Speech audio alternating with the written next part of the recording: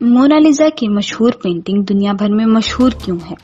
इसकी दिल फरेब मुस्कुराहट की वजह से, या इसकी पुरस्कार पहचान की बदौलत, या फिर इसलिए कि वो लियोनार्डो डा विंची ने बनाई थी? इन सब का जवाब नहीं है। बेशक ये एक शाहकार है, मगर ये 1900 में इतनी मशहूर नहीं थी। मगर भला हो उस चोर का जिसने इसे चुराकर दुनिया भर में मशहूर करवाया। मोनालिसा 21 अगस्त 1911 को चुराई गई। विंसेंजो एक इतालवी जो लूवर म्यूजियम फ्रांस में काम करता था, इसे मोनालिसा पेंटिंग की फ्रेम का शीशा बनाने का काम सौंपा गया। काम खत्म करने के बाद वो घर नहीं गया, बल्कि वो वहीं एक अलमारी में पूरी रात छुपकर बैठा रहा। अगली सुबह जब म्यूजियम की गैलरी खोली गई तो विंसेंजो मोनालिसा को अपनी जैकेट में छुपाकर म्यूजियम से फरार हो गया। उस दिन किसी के जहन में ये ख्याल नहीं आया कि पेंटिंग चुरा ली गई है।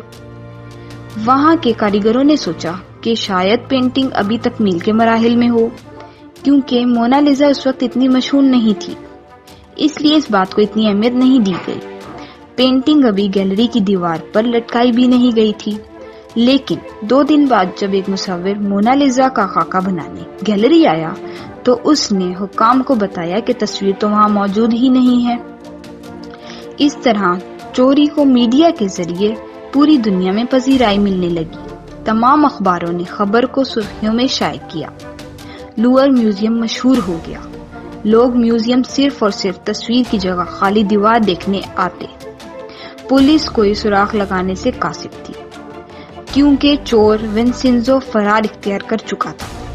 इस तरह अगले 2 साल तक हर एक चोरी के बारे में भूल चुका था। 1913 में अल्फ्रेडो गेरी, जो फन बेचने वाला था, खत वसूल किया। इस खत में किसी ने दावा किया कि वो पेंटिंग इसने चुराई है, जो कि सच था।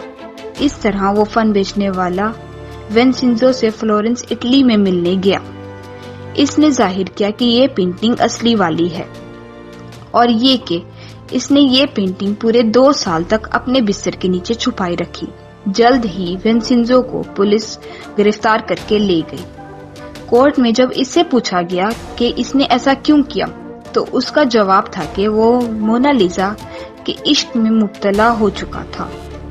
उसने ये भी कहा कि डा विंची, जो इस तस्वीर का मुसव्विर था, इटली से ताल्लुक रखता था, इसलिए वो चाहता था कि वो इसे अपने मुल्क वापस ले जाए। मगर वो गलत था। डा विंची ने अपनी जिंदगी के आखिरी साल फ्रांस में गुजारे थे। डा विंची ने पेंटिंग फ्रांसीसी बादशाह को बेच दी थी। इस तरह मोनालिसा को म्यूजियम फ्रांस में दोबारा रख दी गई। विंसेंजो को सिर्फ 1 साल की कैद हुई, जबकि उसे अपने वकील की तरफ से मुहिब्बे वतन का नाम दिया गया। दूसरी तरफ मोनालिसा दुनिया की मशहूर पेंटिंग बन गई।